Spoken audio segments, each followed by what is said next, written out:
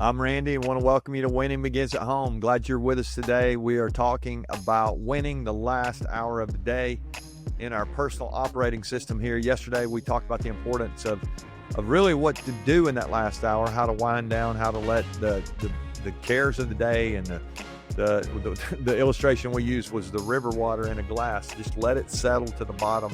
And there's clarity. I think at the end of our day, we really do need to wind down a little bit, not have screen time and all that going on. We're going to talk about the detriment of screens a little bit more this week. But today, I want us to dive into some statistics that I ran across. This is pretty staggering when you think about it. About 1 in 3 people don't sleep enough. They're sleep deprived, that they would report. And yet, when you look at the research for people who get 7 to 9 hours of sleep per night, 9 sounds like a lot for me, but if you can just get 7, I mean, even as low as 7, research would consistently show that people who get 7 to 9 hours of sleep, they perform significantly higher. I mean, your productivity is just going to go up. It's crazy. You're going to have fewer errors. You're going to do better on cognitive tests. If you're a student and you're struggling on your test, you do probably need to study more, but you might need to sleep more as well. And so I don't want you to miss that. And fewer errors, who wouldn't like to mess up less? And so, and we're also going to have better control of our emotions. Can you believe that? I mean, if we're sleep deprived, I mean, you can believe that. If we don't sleep enough, we're going to struggle to keep it together, so to speak. And so, and yet a third of us, we know all that stuff to be true, and we're still not working on this. And so I want us to encourage us today to give some thought to this idea of sleep. And it's interesting. I saw some stuff a couple years ago where the Stanford, I think it was their women's basketball team, they were doing all kind of sleep research and stuff out there at Stanford, and they actually they focused on this with their women's basketball team. And it's crazy. The more they slept, the higher their shooting percentage was for across the board as a team.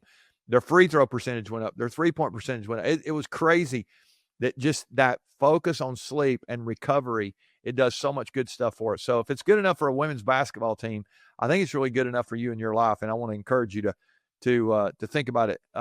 It's not just a luxury. I think some of us think, I don't have time to sleep. I've heard people say, I'll sleep when I'm dead. That is not, that's not a good way to think about it, because it might be the best performance enhancer that you have, this ability to get a good night's sleep. And so, I mentioned yesterday briefly that there are some different stages of sleep, and I would encourage you to go look this up, but I want to encourage you to really think about how do you create an environment where you're going to be able to get some deep sleep and some restorative sleep and REM sleep where you dream and all that stuff. We're gonna all have some light sleep, but I think it's important for us to focus on how do we create the best environment so we can have some deep sleep. And all kind of things begin to happen here. Weight management, our weight is tied to the way we sleep. Our immune function, our longevity. We're going to live longer if we sleep more. Now, I know you might say, well, I don't have as much time if I'm asleep all the time. Don't say that. Come on. We need to focus on doing the right thing now. And I think there's a hidden cost to sleep deprivation as well. And I think it often goes unnoticed. Not only are we not as productive, but our mood is not as good. We don't have as much fun. We're not going to live as long. I mean, there are a lot of things we can make a list. Our work performance goes down. We don't talk about work here a lot, but our relationships are going to suffer. So much happens when we do that. So I think if we're not careful, we'll have this mindset of, I'm not going to be able to sleep during the week. I'll catch up on the weekends. I would encourage us to really focus on, let's win every single day. Let's create an environment where we can get the right amount of sleep. We can win that last hour of the day. It can be powerful. So let's do this today. I would encourage you to calculate or decide on what your ideal bedtime is by maybe counting backwards. Counting backwards from what? What time you want to get up?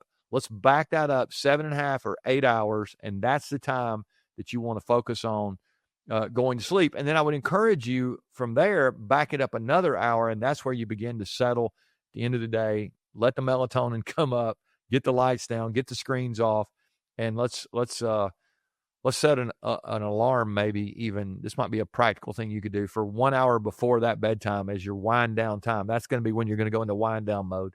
And I think if you would do that for 1 week and just try that, let's choose the time we're supposed to get up, back it up by 8 hours, and then back that up by 1 hour and set the alarm for then. And here's what will happen. You will begin to go into wind down time. You can read during that time, close the loop, remember yesterday, all that stuff, and you prepare yourself for a great night's sleep. And I'm guessing you might not even need the alarm the next morning. If you could sleep 8 hours, you'll be well rested. Your body will wake up when it's supposed to. You may still need the alarm, but sleep is not time lost. I believe it's an investment in your life. It's an investment in the life you want. It's an investment in your productivity, an investment in your relationships, an investment in your longevity. If you'll focus on your sleep, it is part of winning the last hour of the day. It's preparing for that great night's sleep. And I'm on a little bit of a tirade here to try to make sure that we're all getting the rest that we need. I know I've been working on it myself, and it's been really helpful. And I would wish nothing for you more than that you would have the life that you were born to have. All right. Love you guys. We'll see you tomorrow. I hope you'll share with somebody. Come back for more Winning Begins at Home.